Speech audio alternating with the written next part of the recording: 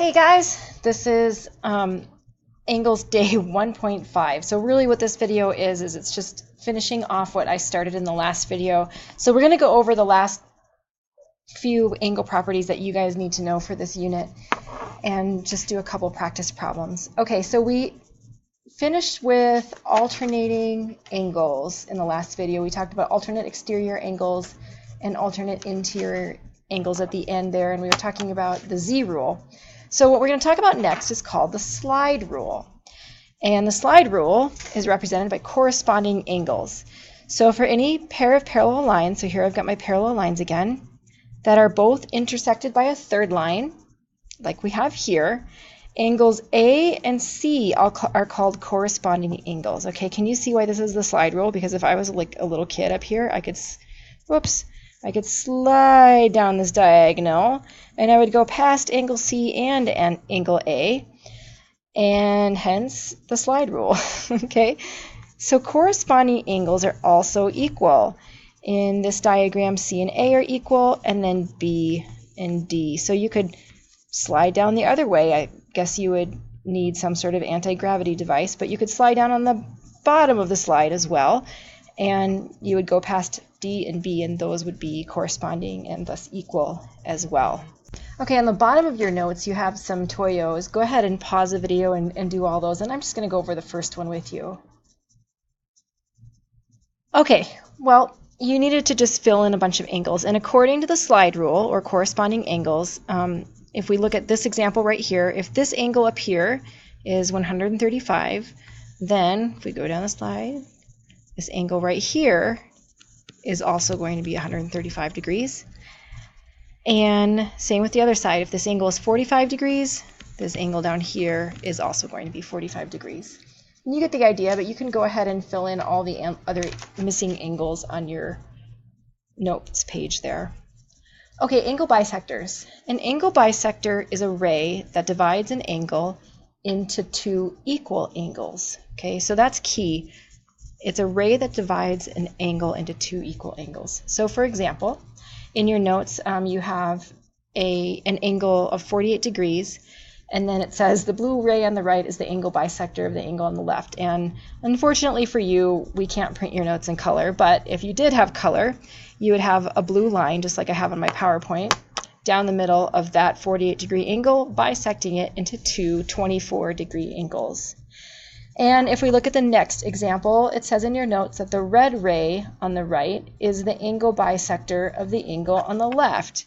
And what that means is that if we have a 135 degree angle like we do here in our example, and we draw a ray at 67.5 degrees, that would be the angle bisector because it splits that angle exactly in half. Okay, on these two examples, you have a triangle shown with one of its angle bisectors. And in the first example, you need to find angle 1. And in the second example, you need to find angle SQR. Okay, so let's take a look at this first example. It says that the measure of, the way you would read this is the measure of angle SUT is 34 degrees. And we want to find the measure of angle 1.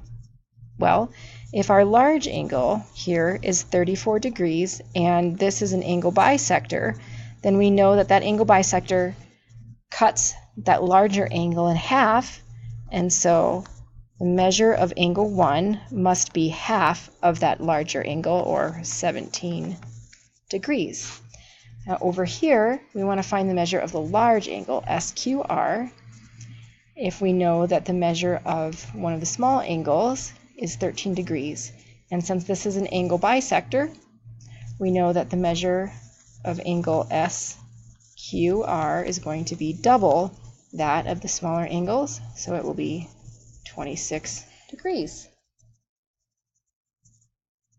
Okay, so just by way of reminder, we've already gone over this, I think, quite a bit, but an isosceles triangle is a triangle in which two sides are equal in length and the angles opposite the two sides are equal. We talked about these yesterday, and you've talked about this at length in 5th grade, so this is just review. An equilateral triangle has three equal sides as well as 3 equal angles. Okay, so let's do some toyos. Go ahead and pause the video, and you're going to find the measure of the unknown angle in the following triangles. Now notice that this first one right here has only one angle filled in for you, but it has marks to show you that it is an isosceles triangle. So I want you to think through what you know about isosceles triangles and go ahead and fill in the other 2 angles for that one.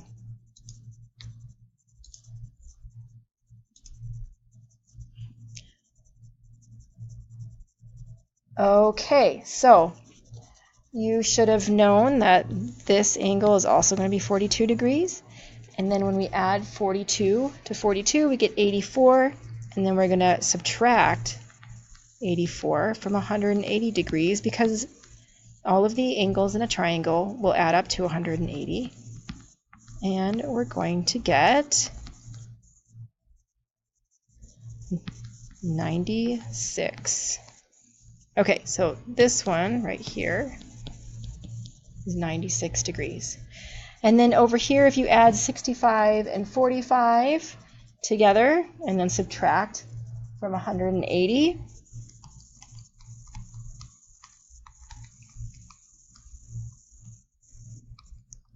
you're going to get 70 degrees. So 180 minus 110 is going to be 70 degrees.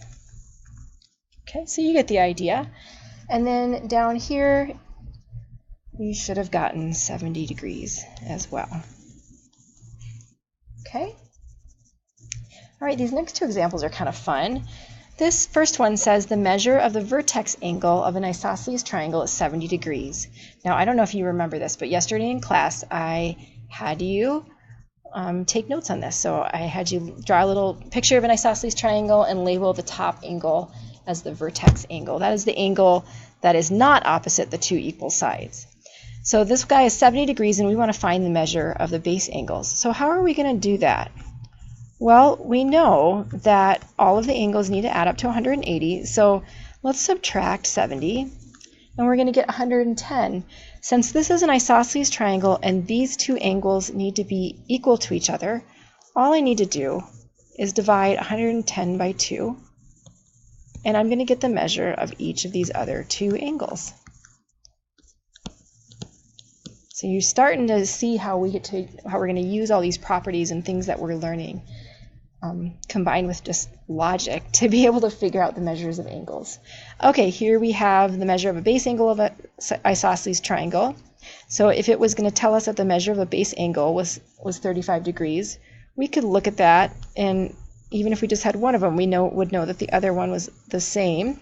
So in this case, both of those are 35 degrees, and we want to find, oops, this is a mistake. This should read vertex angle. Sorry about that.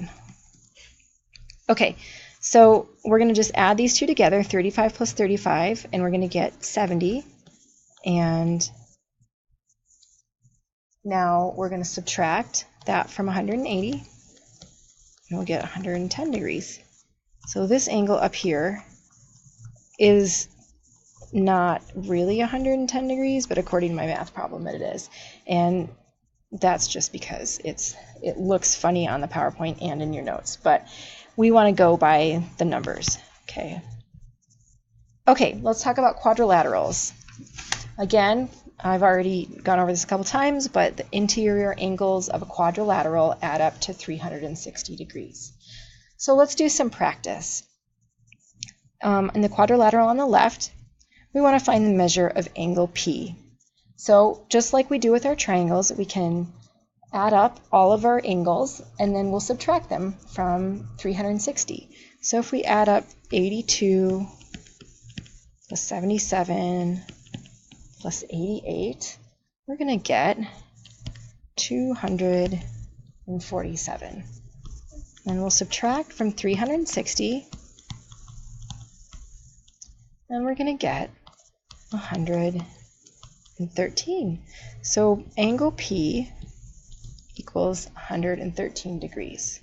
Okay, pause the video and go ahead and find the measure of angle U on this other toyo on your notes.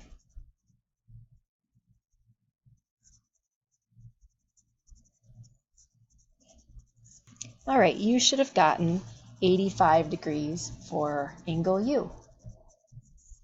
Parallelograms. Parallelogram is a quadrilateral with two sets of parallel sides. This is a repeat from your notes from yesterday, but that's okay.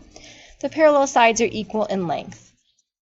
The opposite angles of a parallelogram are of equal degree. So what that means is that this side is equal in length to this side, and this side is equal in length to this side. Now let's talk about what the opposite angles are. So when we look at this angle, it's opposite this angle right here. So those two angles are equal to each other. Same with these two angles. These two angles are equal to each other. Okay? Let's talk about consecutive angles. So the consecutive angles in parallelograms are supplementary, or add up to 180 degrees. So what I mean by consecutive angles is, another way to think of that is the angles that are next to each other. Okay? So I would write next to above consecutive. So as you can see, if I look at these two angles, 110 and 70, those are going to equal 180 degrees. And so on around the parallelogram. If you add any two consecutive angles together, they're always going to equal 180 degrees. Don't let that lead you astray, though. All of the interior angles of the parallelogram still add up to 360. It's just that when you add two that are right next to each other, they're going to add up to 180. Okay, that is it for this video. Come see me if you have anything that you would like to clear up.